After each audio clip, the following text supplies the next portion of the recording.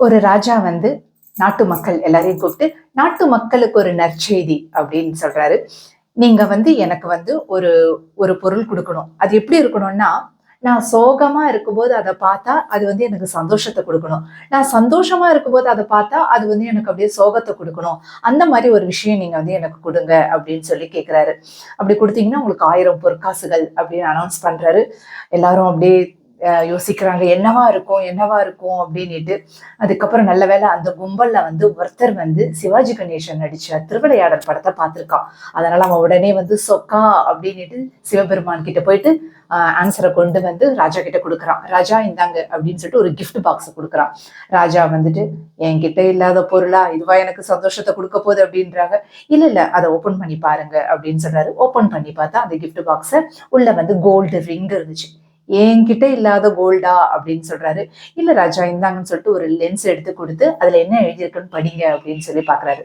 என்ன எழுதியிருக்குன்னா, this two shawl pass, அதாவது தமிழ்ல இதுவும் கடந்து போகும் அப்படின்னுட்டு எழுதியிருக்கு.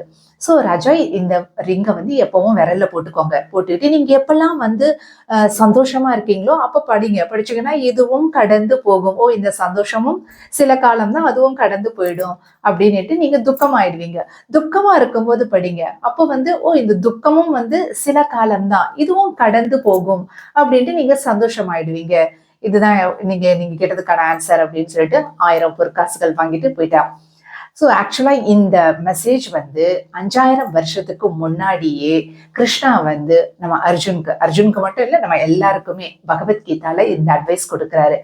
2.14, அதாவது செகண்ட் சாப்டர்ல 14th வெர்ஸ்ல என்ன சொல்றாருன்னா, ஷீத உஷ்ண சுக துக்கதா அர்ஜுன், எப்படி வந்து ஒரு வருஷத்துல வந்து குளிர்காலமோ வெயில் காலமோ மாறி மாறி வருமோ, அந்த மாதிரி ஒருத்தருடைய வாழ்க்கையில வந்து இன்பமும் துன்பமும் வந்து மாறி மாறி வரும். தாம் திதிக்ஷஸ்வ டாலரேட் பண்ணிக்கோ. ஆகமா பாயினோ அனித்யாஸ், இதெல்லாம் வந்து அனித்யம், இதெல்லாம் வந்து பர்மனன்ட் கிடையாது, எல்லாமே வந்து டெம்பரவரி. ஸோ வந்து எல்லாம் வந்து காலப்போக்குல அந்த கஷ்டங்கள் எல்லாம் வந்து அப்படியே போயிடும். அதனால வந்து அதை வந்து நீ வந்து பொறுத்துக்கோ அப்படின்னு சொல்லிட்டு கிருஷ்ணா வந்து நமக்கெல்லாம் அட்வைஸ் பண்றார். ஹரி போல்.